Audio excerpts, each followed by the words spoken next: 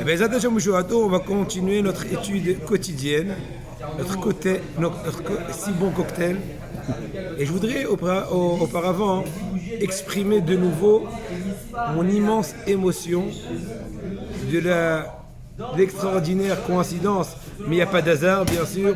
Nous, Am Israël, peuple croyant, savons que tout est dirigé des cieux de façon parfaite et incroyable. En général, tous les matins, on a l'habitude de commencer plus ou moins dans une Chot Shabbat, après Shmirat El-Hashon, après Question pour un champion, et après Hot Yosher, et après Parashat Shavua. C'est plus ou moins l'ordre. Des fois, on fait un petit désordre, juste pour un peu diversifier, mais ça revient au même. En tout cas, la majorité du temps, c'est cet ordre-là, pour ceux qui suivent les cours, que les suivront Bezrat Hashem. Mais, ce qui s'est passé hier, j'ai voulu commencer par Hot Yosher. En fait, par presque l'avant-dernier sujet en premier lieu.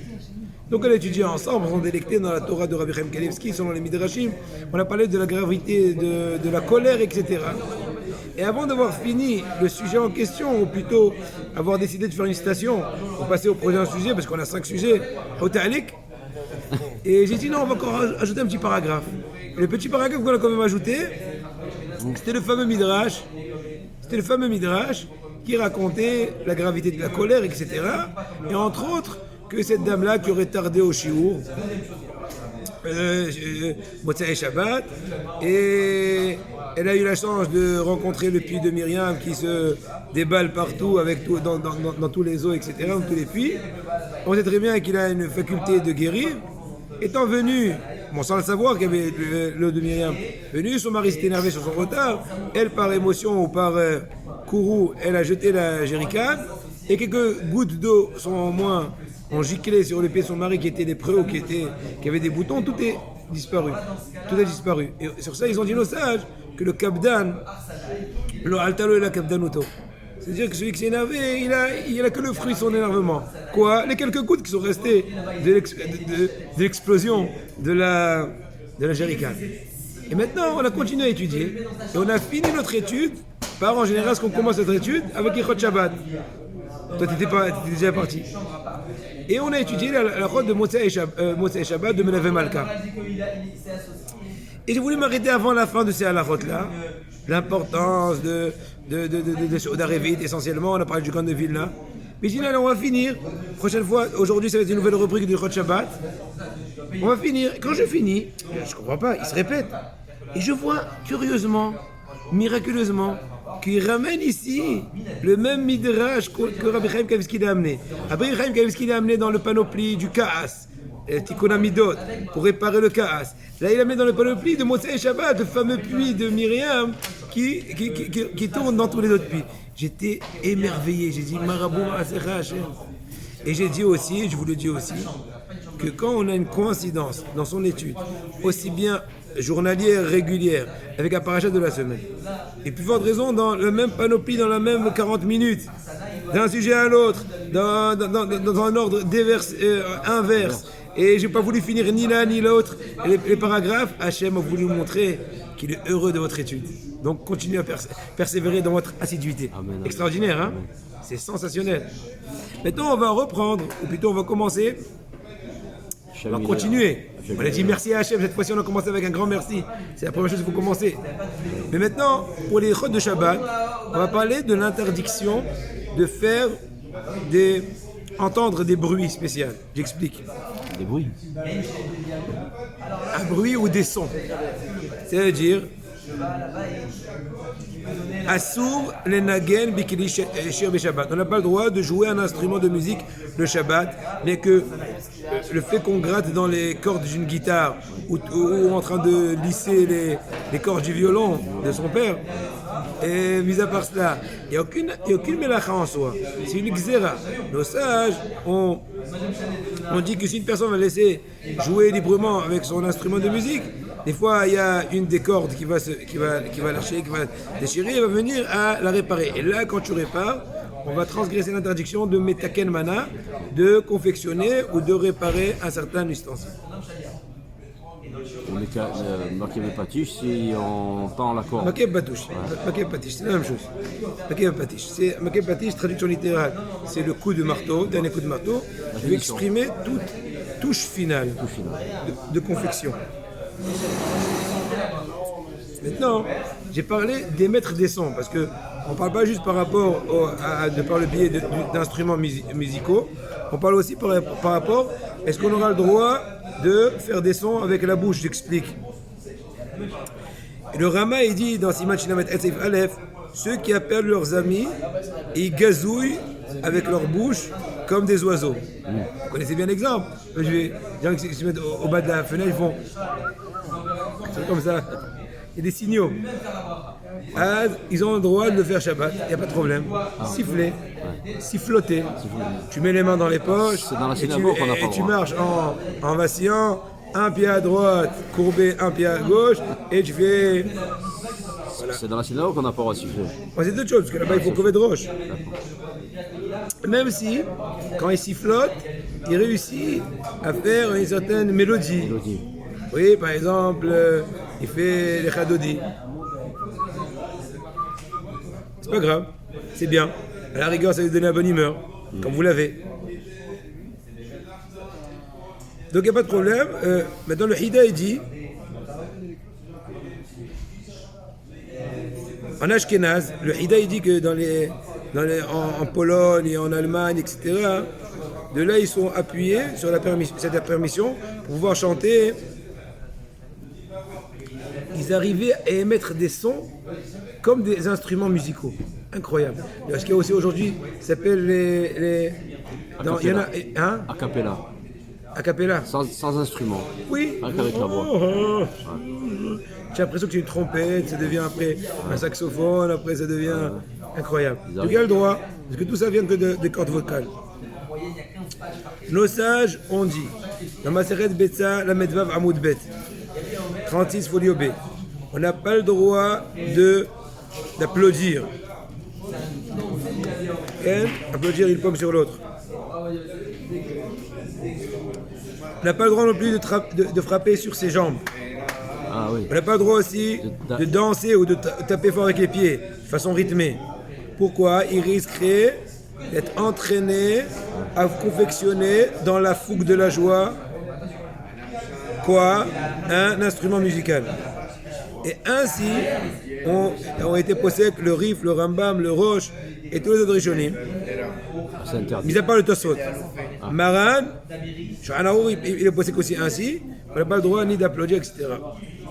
Le Rama, il dit ce que nous, les Ashkénazes, on n'arrête pas ceux qui se permettent de frapper à la table en rythme ou d'applaudir régulièrement, de façon régulière, parce qu'il y a une généralité qui s'appelle Moutav Shouchok qui va Yom Ezidim. Il vaut mieux qu'ils soient, qui transgressent l'interdiction d'applaudir de façon inconsciente que de les mettre en garde. Ils ne vont pas tenir le coup et ils vont donc transgresser de façon consciente. Donc on essaie de limiter les dégâts. On veut bien faire, mais on empire la situation. C'est pour ça que celui qui voit un Ashkénaz qui se permet d'applaudir, c'est qui le Rama. Mais donc on voit que même le Rama est d'accord que c'est interdit. Le Rama dit que faire. On ne peut rien leur dire. Donc cela veut dire que même selon le Rama, il faudrait, nous devons faire la remarque aux personnes on sait qu'ils vont nous écouter, même les Ashkenazim. Comme ce qu'il dit le Beth Yosef. Même quand on sait que j'en dis Moutav Shouchokim et le Mosedim, c'est mieux qu'ils soient inconscients que conscients, comme ce que je viens d'expliquer. C'est par contre une personne qui est Baal Nefesh, une personne qui est scrupuleuse pour son âme, quelqu'un qui est Makpid, quelqu'un qui veut être Medagdek, quelqu'un qui veut être Mehader, c'est sûr qu'il faut lui faire la remarque. Par contre, on aura le droit, oui, d'applaudir de façon qui n'est pas régulière. Ou comme ça, ou même des fois, tu peux même, je sais pas moi, j'ai vu une fois un hassid, il fait comme ça. Peu importe, il faut que le rythme ou la façon d'applaudir ne soit pas comme la façon régulière. Donc tu as un rappel de ne pas t'envoler et aller confectionner la guitare et la mandoline. Pour l'honneur de Simhat Torah, nos sages ont permis d'applaudir de façon régulière, même de danser. Et c'est même une mitzvah. Boker Tov, comment va? N'oubliez pas 4 heures demain. cœur de Teiré multiplié par 26 soldats. Tu sais combien c'est? C'est le plus grand Hilul Neshama que toutes les brottes qu'ils vont faire. Au moins 150 personnes demain. Ça va être blindé. En plus, c'est la cousine qui amène un pinto, la femme arabe, qui a perdu son mari pour aller. Alors, le monde qui va voir ne dit pas bien. Et puis, il y a beaucoup de femmes, je ne voudrais pas trop de mélange, tu comprends, monsieur le rabbin. Oui, j'acquiers. J'acquiesce. Vafilou. On va faire ici dans la synagogue. Ouais. C'est un- ואפילו כשאל בשבת, Bon, אבל מצווה. אין לקשקש בפעמונים ולנגן בחצוצרות. Par contre, on n'a pas le droit d'utiliser des clochettes, clochettes, ouais. ou tout instrument, même qui n'est pas très sophistiqué, Ouais. pour faire la joie à Shavuot. Il y a des limites. À Torah, pardon. De même, le Shabbat Atan, on n'a pas le droit, on ne va pas permettre d'applaudir de façon régulière ou de danser. On a le Jatan Dakala. Ah, Shabbat Ratan. Bon, maintenant on finit. Faire claquer les doigts. Ah, comme ça. Ouais. Est-ce qu'on a le droit ou pas? Si ton but est de faire un certain rythme musical, Ah oui. c'est interdit. Je fais ça pour réveiller un ami. Alors, viens ici, il n'y a aucun problème. Ah ouais, ça peut pas faire de la musique avec les doigts. On n'a pas le droit de frapper sur la table ou sur une bouteille vide, j'en sais rien, au moment qu'on chante, parce que c'est comme une façon de rythme musical. Ouais. C'est pas moins que d'applaudir. Donc aussi bien sur la table ou sur un... Maintenant, est-ce que tu as le droit d'applaudir pas en but de joie ou de chant, mais c'est pour faire taire le monde. Messieurs, la tefila commence, messieurs, silence, il n'y a aucun problème. N'est-ce pas? Parce que c'est plus que ton action n'est pas dans un sens musical, mais dans un sens juste de te faire écouter. Alors, on va pas être hochèche qu'à cause de cela, tu vas aller confectionner. On va pas craindre. Tu vas aller confectionner un instrument de musique.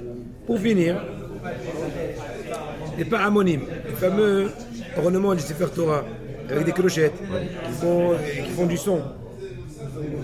On peut. Est-ce qu'on peut les mettre le Shabbat? Oui. Pourquoi il y a plusieurs, on associe cela plusieurs raisons pour être meket. On s'arrête là-bas, Dachon. Pour le Shabbat. Cohen Gadol, il avait des clochettes sur lui. Aussi. Il y a des avis, il y en a qui disent qu'il était cooking.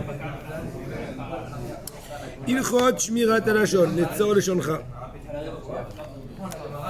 המגנה ציבור שלם על היותו חסר מידת החסד. Une personne qui parle du mal sur un public du fait qu'il ne se comporte pas en hesed, il ne fait pas du hesed. D'accord? Tofa'a me'od metsuyahi. Il y a malheureusement une chose qui se passe assez fréquemment, qu'une personne se permet facilement de critiquer tout un public. Par exemple, une personne arrive dans une ville ou dans une shkuna, un quartier étranger. Il n'est pas du tout bien reçu, ou il est comme du vent. Chacun s'appuie sur l'autre. Le généreux viendra un beau jour, mais il n'est pas venu. Il était complètement déçu de son comportement. Il est parti raconter du mal sur les habitants de ce lieu-là. Qui n'ont aucune hospitalité, aucune sensibilité, aucune avat Israël. Ils n'ont aucune bonté. Eh bien, un tel Lachon aura une grave erreur, étant donné qu'il est en train de porter atteinte de par sa médisance par rapport à un public entier. C'est multiplié fois X personnes. Cependant, des fois, il a oui le droit de parler des défauts des gens d'un certain lieu, d'un public, d'un quartier, d'une ville, etc. Si il suppose, ou il y a une grande chance, que ce récit-là va amener un certain intérêt. Et aussi, il a l'intention de cet intérêt-là. Exemple, il a le droit de raconter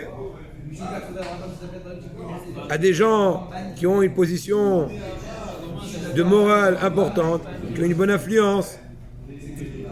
Cet épisode qu'il a eu, afin que eux, de par leur hashpa'a, par leur influence, ils vont venir réveiller un peu les gens de ce quartier-là. Vous avez été vraiment insensible, pour ne pas dire ingrat, pour ne pas dire, j'en sais rien, cruel. Ouais, il attend vendredi soir, après la tefila, ils ont fini Igdal, et tout le monde s'en va, et là, ils se voient enfermés dans la synagogue.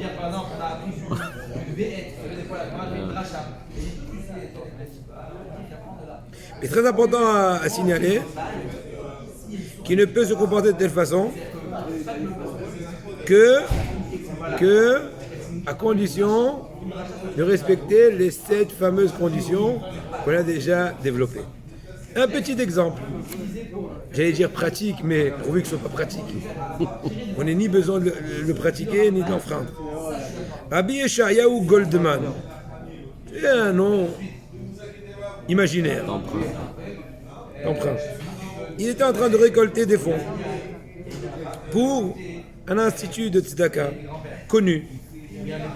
Entre autres, il est passé d'une choule à l'autre et bon, Hachem, chacun a donné sa somme. Un beau jour, il a fait une certaine magbit, une récolte, dans un Bet Knesset. Et là-bas, comment dirais-je, la réaction du public était vraiment presque nulle. Quand il a vu qu'ils étaient vraiment adishim c'est sans aucune sensibilité. Personne n'a donné. Voilà, il ne pouvait pas retenir, il ne pouvait pas contenir sa déception, se retenir et exprimer son déception. Et plus tard, devant autrui, il a dit « Aïe, aïe, aïe, les gens de cette synagogue-là, ils ont du mal à se séparer de leur argent. Leur manque de générosité de ces gens-là, etc., etc. » Bien, c'est sûr que ce Rabbi Yeshaya, il a fait une très grave erreur. Quand bien même il a un très beau rôle de récolter des fonds pour la tzedaka et pour les yeshivot, etc. Mais il a fait du hachon hara sur tout un public. Voilà. On passe à une petite question journalière, diverse. La majorité des fois c'est sur Shabbat. Voyons voir. Pendant l'été, il arrive qu'un moucheron ou une autre petite bête se retrouve dans votre assiette. Peut-on les retirer? Réponse. Oui, on le peut, il faut juste connaître la technique. Enlever l'insecte seul est interdit au titre de borer, trier, car cela revient à extraire le déchet de la partie comestible. Il faut donc l'extraire à la cuillère de façon à recueillir avec l'insecte un peu de la soupe ou de la nourriture. Ou encore, on penchera l'assiette et on versera un peu de jus avec l'insecte. Ainsi, on aura pas trié. À moi, s'il se dégoûte, en tous les cas, c'est autre chose. Parce que là, il est mort, là. Il est mort, ouais, il est mort. Il est tombé dans la soupe. Il est mort à qui de Hachem? Dans le plat du Shabbat. Bonus, il est interdit durant le Shabbat de tuer un insecte qui nous importune, au même titre qu'un dromadaire ou un kangourou. Non, ne s'agit ça. Celui qui tue un moustique, c'est comme si il tuait un kangourou. Ça va même. Et il a tefesh. Pensez donc à vos précautions pour vous assurer de vous épargner de ce pauvre insecte lorsque vous l'invitez à quitter votre repas. Mais ne pas le tuer. Tu peux le chasser au pire au balai, mais pas avec la hache. Bon. Continuons l'étude de Rabbi Chaim Kanievski. C'est incroyable. On s'arrête ici. Ragzal ou Atalo et Ragzanoto. Point. Et là-bas, il y a aussi un arrêté dans le truc. Dans le Saint Zohar, il est mentionné toujours par rapport au sujet. On est dans le 17e Keminyan Tov de Ohot Yosher de Chaim Kanievski de Moussar. Il parle ici par rapport au Ka'as la Kfeda. Et il dit par rapport à ça dans la suite de ses paroles qu'on a déjà commencé hier. Dans le Zohar Akadosh, le Saint Zohar, Parashat Tetzavé, Afkouf Pepet Amoud Aleph, Rabbi Chaim Vital le ramène dans son Saint Sefer Sha'arei Kedusha, Helek Bet Sha'ar Dalet, que si une personne s'énerve, il est en train d'arracher de lui la haute neshama sainte et la fait résider dans l'autre côté, le côté, on va dire, de l'inverse de la Kedusha. Il est considéré, il dit Rabbi Shimon Bar Yochai, comme une personne qui s'est rebellée contre son maître, dit Akadosh Baruch Hu. On n'a pas le droit de s'approcher de lui. Et il est considéré comme ce que le verset dit, Toref Nafsho Be'apo. Il est en train de se Brûler. tuer à lui-même, quoi. Il est en train de s'arracher la neshama. Si on dit ça de façon très brute. C'est un suicide. Et Tarif Nafshe, il est en train donc de se tuer, quoi, d'extraire sa neshama de lui. Et il est en train de faire résider à sa place, à la place de la neshama, Elzar, un éternel étranger. Donc les forces du mal, Hachem Yishmor. Les forces, c'est pas des forces. L'inverse de la Kedusha. Parce que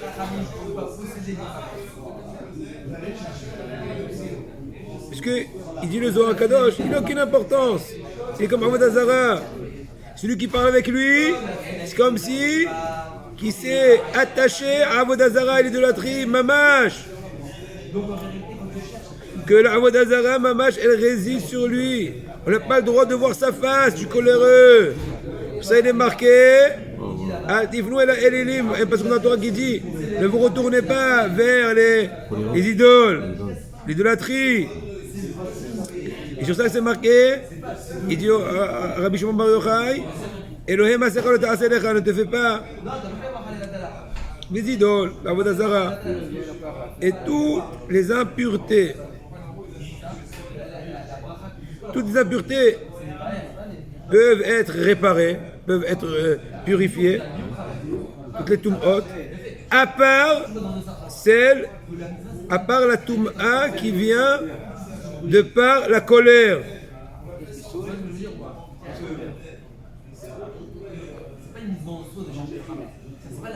ואפילו קטעתי ההיברנש ועקר להאי זר מגבה מכל מקום מכל וכל לעלמין ולבטר השתדל להתקדשה ולמשכה ההוא קדושה לנשמת הקדישה עלה כדן ולוואי דתקדש כמה דערכת מיני זמנה עדה כמה יעביד ברנש עד דתאות לאדרה. En un mot, la réparation du désastre qui se crée, qui est provoqué par sa colère, elle est presque irréversible. Le tikkun, il est très compliqué. En un mot, il ramène là-bas, après le nom de Nitzotse Orot, au nom de Harizal, à Koetz Oset Nafshot Refa. Celui qui s'énerve, il fait que son souffle. Il devient taref. Il devient taref. On enlève la shgaha, on enlève le. Et il n'y a pas de réparation au coléreux. Parce que même s'il fait tchouva, il lit beaucoup de Torah, il fait beaucoup de ma'asim tovim. Quand il va se réénerver, sa neshama, elle s'en va, son nefesh s'en va. Et il a à la place un nefesh de sitra hara. De l'autre endroit, du côté de l'inverse de la Kedusha. Il a tout perdu. Jusqu'à que il va cesser de se mettre en colère. De façon totalement. De façon totale. Et Az Yashou Bitchouva, il fera la tchouva. Incroyable. Aïe aïe aïe aïe aïe aïe aïe aïe aïe. Il donne les moyens d'y arriver. Hein? Il dirait à Ramban.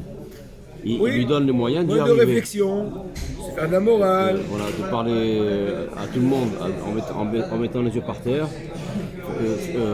Considérer les autres plus grands que nous, même si c'est des zéros. Nous, on est plus petits qu'eux. Oui, c'est vrai. Et quand on applique ça, Voilà, il faut répéter tous les jours. Hier, j'étais au supermarché. À l'entrée du supermarché, il y avait une bagarre. Et un type, tellement il criait, les cordes vocales, il avait explosé. Je regardais par terre. Je ne peux pas regarder ça. Exactement. On ne peut rien faire, rien. Devant la colère, on ne peut rien faire. Il faut le laisser se calmer. Malheureusement, si quelqu'un se mêle, il va risquer de se faire comme lui. Oui, il va payer les pots cassés. Voilà. Les pots qu'il n'a pas cassés. Voilà, on avance encore un peu. Le Rambam, le Maïmonide, écrit dans le second Pérec de Ichot Deot al Gimel. Bien que dans toutes les vertus, il faut aller dans le juste milieu, ni aller dans une extrême, ni dans l'autre.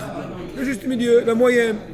Mais par rapport à la colère, une vertu si grave qu'il faut aller à l'extrême, à l'autre pôle, extrapolaire, à l'extrémité du pôle. L'autre extrémité, il faut qu'ils s'habituent de ne pas s'énerver, même sur des choses qu'ils auraient valu de s'énerver, il y a une bonne raison de s'énerver. Et s'il ne veut par contre mettre de l'ordre au sein de sa famille, j'ai entendu, il dit tu peux le faire. Ou bien tu es le Rav du Met Knesset, le Rav du Keïla, etc. Et tu veux t'énerver sur eux pour les remettre dans le bon chemin, il faut juste sembler être coléreux, faire semblant, et sincèrement, au fond de ton cœur, tu es complètement serein. Il faut qu'il reste toujours avec une bonne darat par rapport à lui-même. Comme une personne qui fait semblant. Comment ça va? Semblant. Pour ça, ils ont dit, quand la Kohen, si tu le Rambam, celui qui s'énerve, c'est comme si qui sert la Vodazara. Et ils ont dit, celui qui s'énerve, s'il est sage, sa sagesse le quitte. S'il est prophète, sa prophétie lui dit, ciao ciao bambino. Lolitraot. Et il y a ceux qui ont l'habitude de s'énerver, ils n'ont pas de vie, dit le Rambam. C'est pour ça que nos sages, ils nous ont ordonné de s'éloigner de la colère, jusqu'au point de ne rien ressentir. Même les choses sont vraiment énervantes. Parce que quand tu t'énerves, quand il n'y a pas de raison, excuse-moi du terme, t'es un peu fou. Mais même quand tu as des raisons et tu te surpasses, c'est ça le mérite. Et c'est le meilleur chemin. Le chemin des tzadikim. Il dit le Rambam, c'est leur habitude des tzadikim, d'être vexé, de ne pas vexer. Même si on s'est fait vexer, on nous a vexé, on ne vexe pas au retour. Ils écoutent leur honte et ils ne rappliquent pas. Ils font les choses par amour, ils sont heureux des difficultés, des Issourim. Et sur eux, le verset, il promet, il dit une déclaration incroyable, que les bien-aimés d'Hachem, ils sont comme les rayons du soleil dans son éclat de bon matin, comme maintenant, ce matin, vous êtes éclatants, comme tous les autres matins. Passons, Bezrat Hachem, à des dégustations sur la paracha de la semaine. C'est marqué que les frères de Yosef ont été jaloux de Yosef, tout l'épisode bien connu avec la tunique, et qu'après, a priori, Yaakov favorisait Yosef, chose qui a fait toutes les péripéties, qu'ensuite ils ont dit que tes rêves à toi, c'est parce que tu penses tout le temps à nous dominer. Après ils ont cherché à le vendre, et de par cela on est descendu en Égypte pour payer, et c'est ça. Maintenant, la question qui se pose, c'est marqué dans la paracha, au début de notre paracha, Perek Lamed Zayin, Pasuk Aleph, que les frères de Yosef ont été jaloux de lui. Pourquoi spécifiquement maintenant ils ont été jaloux de lui? Alors, Makodem, le Nema avec Enubo et Av, et la Rak San Oto. Le premier rêve qu'on leur a raconté que avec les gerbes, ils ont juste dit, et c'est pas moi qui ont été jaloux de lui. Là, dans le nouveau rêve, avec les étoiles et la lune, etc., ils ont été jaloux de lui. Aziti, Al-Sheikh HaKadosh, Moshe Al-Sheikh. Au début, ils ont été mésalzel dans ces rêves. Ils n'ont pas donné d'importance. Qui tu es? Je t'écoute même pas. Parce qu'en général, on rêve la nuit, ce qu'on pense le matin. On essaie au moins de matérialiser ses souhaits au moins dans le rêve. Et maintenant qu'ils ont vu qu'il est Olem Gam Ala Shemesh Vayareach, là dans le premier rêve, il n'y avait que 11 gerbes qui se prosternaient à la gerbe centrale. Donc ses frères à lui. Mais là, il a rajouté le soleil et la nuit. Ça devient plus grave. Là, il est en train de rajouter son papa et sa maman, quoi.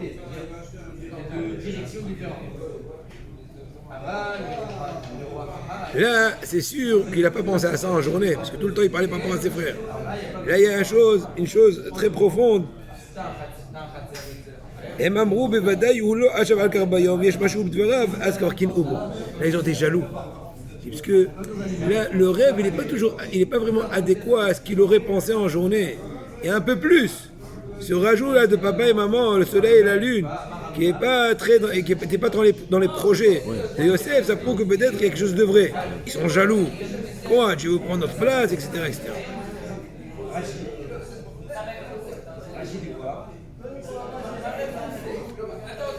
Maintenant, une petite question générale. Par rapport à Hanouka, on se rapproche de Hanouka exactement dans une semaine. Comme aujourd'hui, dans une semaine, ce soir, on allumera la première bougie B'ez d'Hachem. Nos sages disent dans Masechet Shabbat que celui qui est scrupuleux par rapport à la bougie de Hanouka, eh bien, il aura des enfants qui sont érudits en Torah. Nos sages disent, c'est marqué dans le Tour, que on fait allusion à quelle bougie? De Hanouka et de Shabbat. Par rapport à quoi il faut être scrupuleux? En fait, il y a Rabbi Yitzhak Sagineor. Sagineor en hébreu, c'est un clairvoyant, donc un aveugle. C'est le fils du Rahavad. C'est un très grand Mekoubal. Aussi bien le Rahavad, son papa. Des fois, il dit dans le Rambam, Ofia Ruach HaKodesh Bet Midrashenu. Le souffle divin s'est dévoilé dans notre Bet Midrash. Comme ça, il marque dans la Hasagot à lui sur le Rambam. Quand il vient contredire le Rambam. Le Ravad, il a fait des tefilines. Aussi. Alors son fils s'appelle Sagineor. C'est un Ashkenaz. Ouais. Il doit être Ashkenaz. Ouais. C'est aussi, je crois qu'il était en rapport, je ne me trompe pas, je ne suis pas certain avec les rabbinim de Lunel, mais je ne suis pas sûr. Mais en tout cas, son fils habite à Sagineor. Il a écrit 10 conditions qu'il faut qu'il y ait dans le candélabre, dans la Hanoukia, pour avoir la Sgoula d'avoir des enfants de Achamim. Mais maintenant, sans rentrer dans cela, le Péléo Etz, Rabbi Eliezer Papo, il marque qu'il faut chercher un kli, il faut déjà choisir un bel ustensile, propre, utilisé de l'huile d'olive. Et ainsi dit aussi le bas, qu'il faut que la bougie soit belle, et c'est sûr qu'il faut être makpid dans toute la halachot, la mèche, le truc, la durée, le moment de l'allumage. Et là, c'est une bonne doute pour les enfants de Achamim. Bien sûr, tout ça, c'est si en parallèle, il est aussi vigilant vis-à-vis de leur éducation. Il ne va pas être, comment dirais-je, le plus grand médiateur dans Hanouka. Il a dit on se voit Hanouka prochain, les gars. Bien sûr, c'est Ishtadlout. Maintenant, il y en a qui utilisent le restant de l'huile quand ils ont des fois des Shoshana Baregel, un enflement dans le pied. Alors là, il faudrait faire la condition au préalable que le restant de l'huile, tu ne vas pas le... Tu ne vas pas tu vas pas le désigner à l'allumage. Parce qu'autrement, s'il est désigné à l'allumage, il devient avec certaines Kedusha, tu ne peux plus faire d'autres choses avec. Avançons. Et cette huile qui reste à la fin, Oui. on la conserve. Comment? L'huile qui reste, Oui. il y a toujours de l'huile qui reste. On la garde. Oui, mais il faut avoir au préalable l'intention que tu ne désignes à l'allumage que ce qui va s'allumer. Ce qui restera, hol. D'accord? Avançons. Par rapport à l'histoire de Sarah Mashkim, à la fin de la parasha de Vayeshev, il est mentionné que le ministre des boissons et le ministre de la boulangerie, ils ont été incarcérés, vu l'incident qu'il y a eu. En tout cas, il est arrivé qu'il y avait, qui était en train de presser des raisins, et Yosef est venu lui raconter que d'ici 3 jours, tu vas retourner. Bon, tout le monde connaît l'histoire.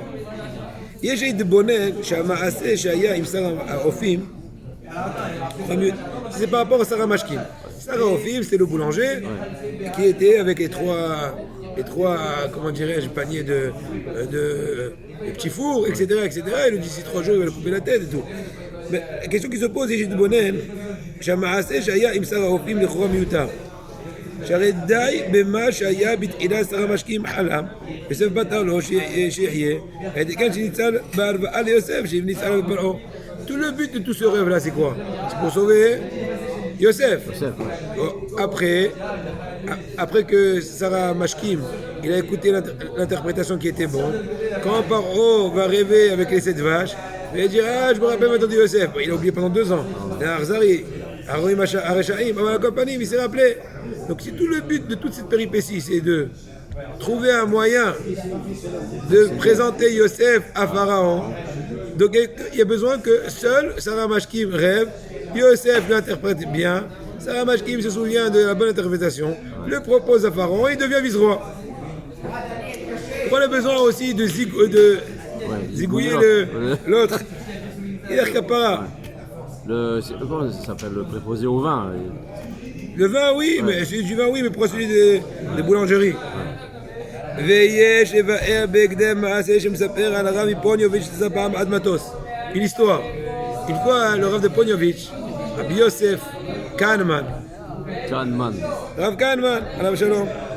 Il a voyagé, il était en plein vol. Et l'avion commençait à vraiment... Il y avait une zone de turbulence. Tout le monde est rentré dans une panique incroyable. Il s'est levé le Rav.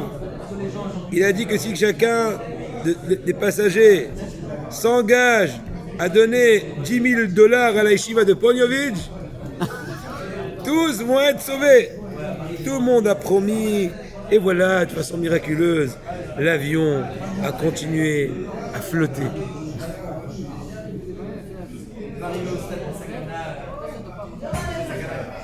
Alors ensuite, un des passagers s'est approché du Ponovitcher, le Rav de Ponovitch. Il a embrassé la main avec beaucoup d'émotion. Il a commencé à faire des éloges, qu'il a Ruach HaKodesh, qu'elle est sous le divin, etc. Il lui a dit, le Rav de Ponovitch, il n'y a pas de miracle ici. Ne vous leurrez pas. Il n'y a pas de Ruach HaKodesh. J'ai fait tout simplement le compte. Si le mérite de la mitzvah, il ne suffirait pas pour sauver l'avion et l'avion il va tomber, et bien tout le monde mourrait. Et dans tous les cas, au Benkar, Loïch Aneklou, Macha Amarti. Et il me dit, l'arvi à million de yeshiva. Je dis non. Si ça marche, tant mieux, la yeshiva va être riche. Si ça ne marche pas, tout le monde sera coulé, Yoshev et c'était Elion. Donc ça veut dire, c'était pas. Il y avait avec la Hanava, il a voulu évoquer le mérite de la Torah. En tout cas, c'est un peu ironique. Maintenant, de par cela, on comprend.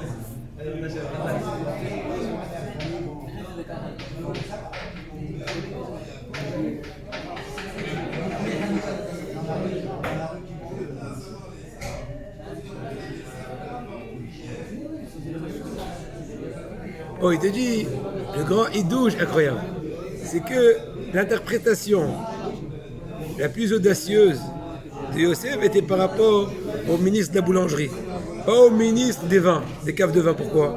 Je dis parce que le ministre des caves de vin, qu'est-ce qu'il lui a dit? Il lui a dit tu vas être sauvé, tu vas retourner chez Paro. Et Madame Char, s'il va crever à la fin, personne ne pourra se venger de lui, il est mort. Et s'il vit, il y a une chance qu'il va se rappeler de moi, il va me proposer à Paro.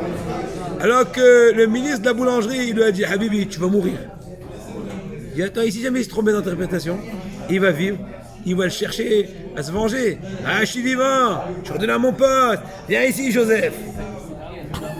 Donc c'est ça le grand idouche, qu'il a pu interpréter le rêve même du boulanger et risquer de se faire contre-attaquer quand même. Non. Hazak Bo.